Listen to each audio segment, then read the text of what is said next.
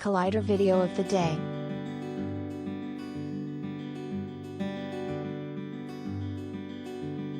An original idea is hard to come by. That's true for books, music, and even movies. In the world of film, where a lot of success comes from franchising and sequels, it seems that original films are being pushed into a corner.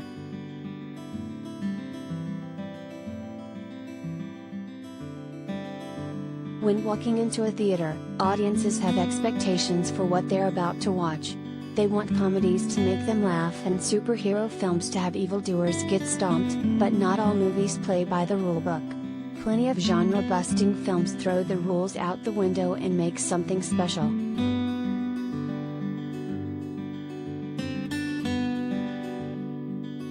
Joker, 2019.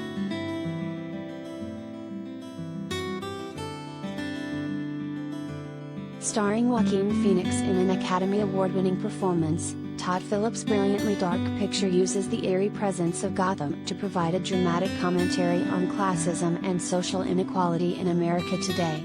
Gotham has always been influential within the narrative framing of Batman, and the film has a lot to say about the mental state of its lead character and indeed of America itself.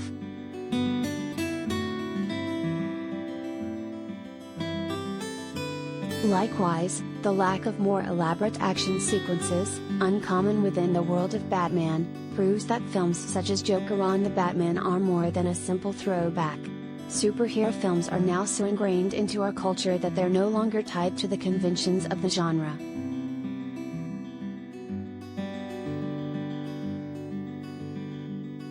About Schmidt, 2002.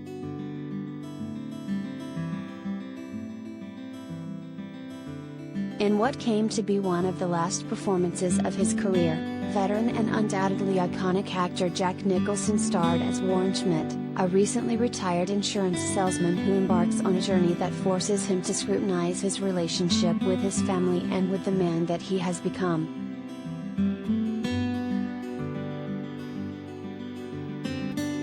Director and co-writer Alexander Payne is an industry connoisseur at adapting novels that blur the line between comedy and drama.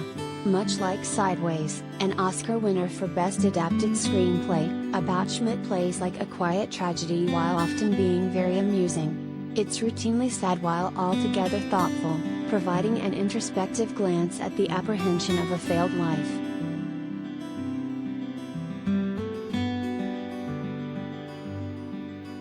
Blue Valentine, 2010.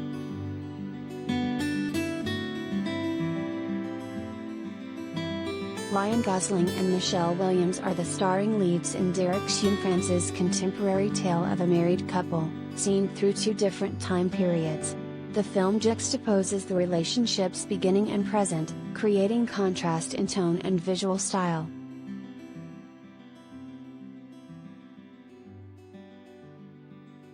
Cianfrance's unconventional romantic drama can ultimately be viewed as a critique of the more stereotypical characteristics we might associate with conventional romance films.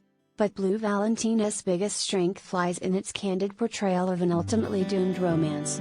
It's not a gaze we're often treated to in cinema, with other examples like 500 Days of Summer on Eternal Sunshine of the Spotless Mind few and far between.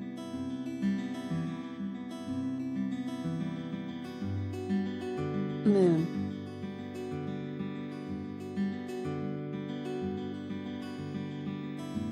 Moon is the adaptation of an original story by Duncan Jones, the son of David Bowie, who also directed this highly engrossing sci-fi mystery. Sam Rockwell stars as astronaut Sam Bell, who, working alongside his computer, Gertie, sends parcels back to Earth containing a resource that has helped reduce the planet's power problems. Towards the end of his 3-year stint on the Moon, he has an extremely personal encounter that shapes the foundations of his existence.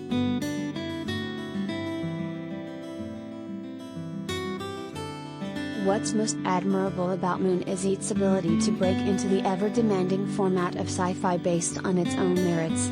The genre is largely more structured and relies on a big budget and showy special effects to reinforce the narrative. Moon can be seen as an independent venture that relied on a budget of just $5 million. Shot in Super 35, the film utilized live-action shooting and model miniatures to create its distinctive visual style.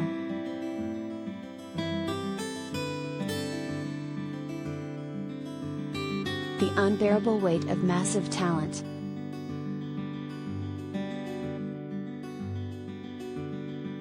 Upon reflection, it's a wonder this film wasn't made sooner. Nicolas Cage's often hyperbolic approach to acting has been personified throughout his career and provides the basis for much of the satire in the unbearable weight of massive talent. As a fictional version of himself, Cage finds himself caught between superfan and alleged drug lord Javi Gutierrez, Pedro Pascal, and the CIA.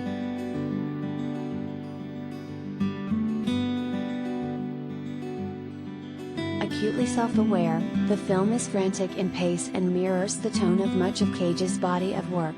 It's a commendable achievement for an actor to be this vulnerable and self-deprecating in a comedy that's as much a pastiche as it is a homage to his legacy in Hollywood, but then again, that's what we've come to expect from the actor. Ultimately, it could have gone even further, pushing the limits to breaking point as Cage himself would have done.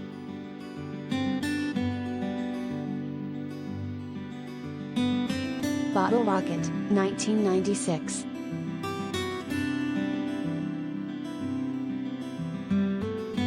From a stylistic perspective, Wes Anderson films have now become so familiar in film culture that they've arguably become a genre in themselves. The esteemed writer/director has long since defied the expectation of genre in the comedic field and usually relies on a rather quirky use of drama to propel the narrative forward. In that regard, choosing just one of his films to illustrate his use of subversion is a complicated task.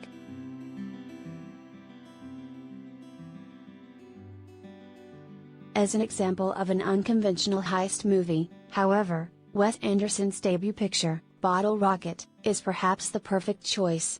Anderson partnered with actor Owen Wilson, who also stars as Dignan, to pen this screenplay about three friends who attempt to pull off a simple robbery and go on the run. Despite the film bombing at the box office, it was an effective launchpad for Anderson and was number 7 of Martin Scorsese's top 10 favorite films of the 1990s.